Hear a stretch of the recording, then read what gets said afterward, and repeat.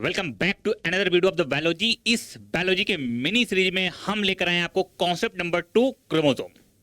Chromosome के अंदर कौन कौन से कंपोजिशन होते हैं, टेट्राट, मोनाट, बाइवेलेंट, डाइवेलेंट, बाइवेलेंट, ये सब क्या होते हैं, इन कॉन्सेप्ट को समझने की कोशिश करेंगे, इन डेप्थ समझेंगे।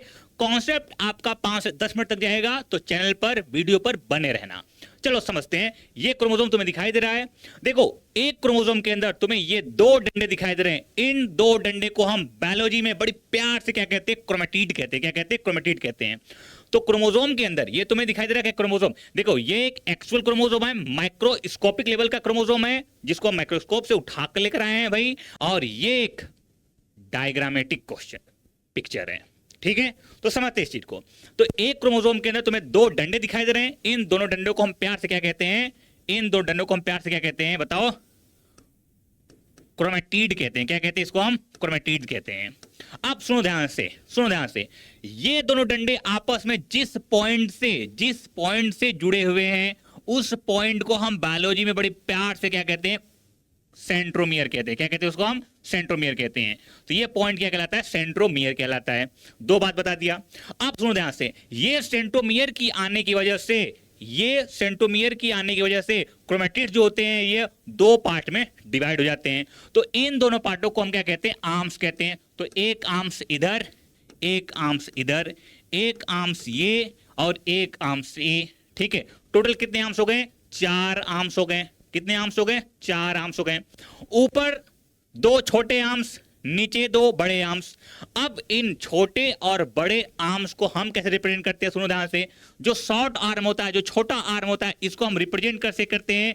पी से। जो लॉन्ग आर्म्स होता है, जो बड़ा भुजा होता है, उसको हम रिप्रेजेंट करते हैं किससे? क्यू से। नीट का क्वेश्चन है, पूछ लेगा आर्म रेशियो क्या होता है। तुम क्या बता देना? बोल देना आर्म रेशियो। बोल देना arm ratio is equal to क्या? लॉन्ग आर्म्स अपॉन शॉर्ट या स्मॉल आर्म्स। मैंने कहा लॉन्ग आर्म को किससे रिप्रेजेंट करते हैं? पी से। तो क्या बोलोगे बताओ? क्या किससे रिप्रेजेंट करते हैं?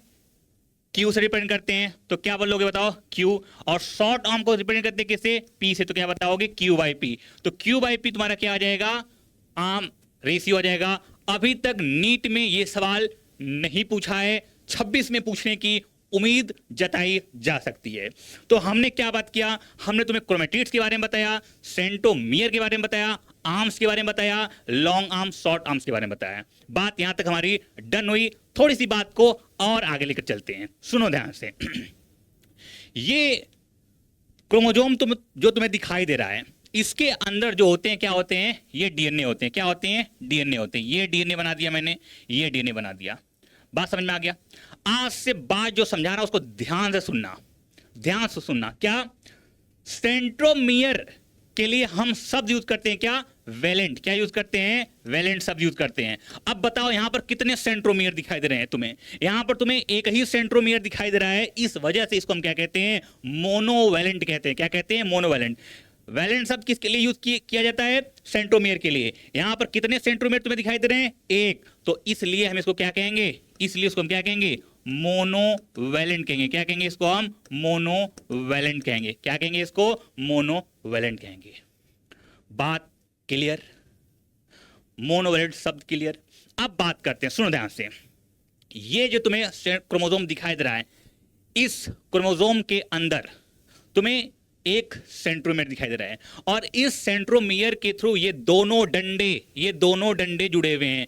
इन दोनों डंडों को हम क्या कह रहे हैं? क्रोमेटिन। क्या कह रहे हैं? क्रोमेटिड्स कह रहे हैं। और ये दोनों क्रोमेटिड्स आपस में एक ही सेंट्रोमियर से जुड़े हुए हैं। इस वजह से इसको हम क्या कहते हैं? इसको हम कहते हैं क्या? सिस्टर क्रोमेटिड्स कहते हैं। क्या कहते हैं इसको? हम सिस्टर क्रोमेटिड्स कहते हैं। क्या कहते हैं इसको? हम सिस्टर क्रोमेटिड्स कहते हैं। क्या कहते हैं इसको? सिस्टर क्रोमेटिड्स कहते हैं। बात यहां तक समझ में आया क्या? बात यहां समझ में आया क्या? अब बात फिर से समझना। यहां पर तुम्हें 2 सिस्टर क्रोमेटिड्स दिखाई दे रहे हैं। कितने क्रोमेटिड्स? 2 सिस्टर क्रोमेटिड्स एक ही सेंट्रोमियर पर जुड़े दिखाई दे रहे हैं। इसके लिए हम टर्म यूज करते हैं क्या? डायाड। क्या यूज करते हैं? डायाड। क्या यूज करते हैं? डायाड। तो यार्ड शब्द यूज किया जाता है किसके लिए? क्रोमेटिड्स के लिए। यहां पर कितने क्रोमेटिड्स? 2 क्रोमेटिड्स। इस वजह से हम क्या कहते हैं? डायट कहते हैं। क्या कहते हैं? डायट कहते हैं। अब यहां पर जो तुम्हें क्रोमोसोम दिखाई दे रहा है, यहां पर जो तुम्हें क्रोमोसोम दिखाई दे रहा है, बताओ इसके अंदर कितने सेंट्रोमियर? 1 सेंट्रोमियर। तो 1 सेंट्रोमियर होने की वजह से इसको हम कहते हैं क्या? मोनोवैलेंट। क्या कहते हैं? मोनोवैलेंट। कितने क्रोमेटिड्स? 2 क्रोमेटिड्स। 2 क्रोमेटिड्स होने की वजह से इसको हम क्या कहते हैं? डायट। क्या कहते हैं इसको? हम डायट कहते हैं। तो मैंने तुमको अभी तक क्या बता दिया? क्रोमोसोम बताया, सेंट्रोमियर बताया, क्रोमेटिड्स बताया, आर्म रेशियो बताया, मोनाड बता दिया, डायट बता दिया, मोनोवैलेंट बता दिया, बाइवैलेंट बता दिया। बाइवैलेंट अभी नहीं बताया, बताता हूं। ठीक है, यहां तक बात क्लियर क्या? यहां तक बात क्लियर क्या? अब देखो ध्यान से, ये एक्चुअल क्रोमोसोम, सारी बात यहां पर है। ठीक है, ये आपका सेंट्रोमियर हो गया, 2 आर्म्स हो गए। ठीक है, क्या आर्म रेशियो बता दिया। ठीक है, अब बात करते किसके बारे में? बात सुन ध्यान से। ये जो तुम्हें क्रोमेटिड दिखाई दे रहा है, क्या दिखाई दे रहा है? क्रोमेटिड जो तुम्हें दिखाई दे रहा है, ध्यान से बात समझना। क्रोमेटिड जितने होंगे, क्रोमेटिड जितने होंगे उतने ही क्या होंगे? डीएनए होंगे। उतने ही क्या होंगे? डीएनए होंगे। तो आज से बात समझ लो, बात समझ लो। नंबर ऑफ क्या? क्रोमेटिड।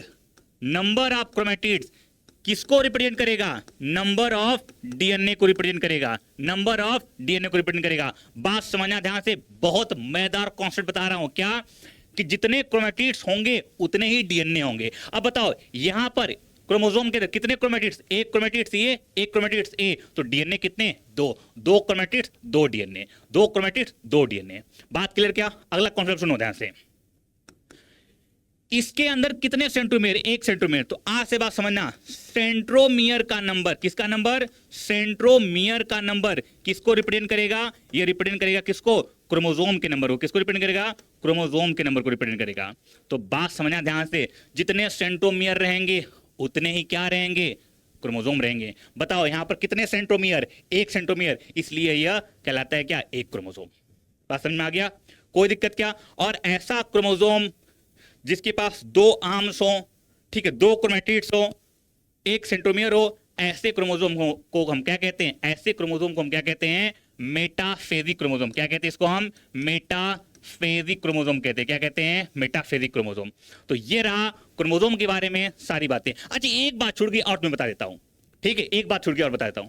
ये जो तुम क्रोमोसोम देख रहे हो, इस क्रोमोसोम के अंदर, इस क्रोमोसोम के अंदर ये तुम्हें डीएनए तो दिखाई दे ही रहा है, ये तुम्हें डीएनए तो दिखाई दे ही रहा है। साथ साथ इसके अंदर क्या होते हैं? कुछ आरएनए होते हैं। क्या होते हैं? कुछ आरएनए होते हैं। ठीक है, अब इस डीएनए को बांधने वाले क्या होते हैं? कुछ हिस्टोन प्रोटीन होते हैं। क्या होते हैं? कुछ हिस्टोन प्रोटीन होते हैं। कुछ क्या होते हैं? नॉन हिस्टोन प्रोटीन होते हैं। क्या होते हैं? कुछ नॉन हिस्टोन प्रोटीन होते हैं।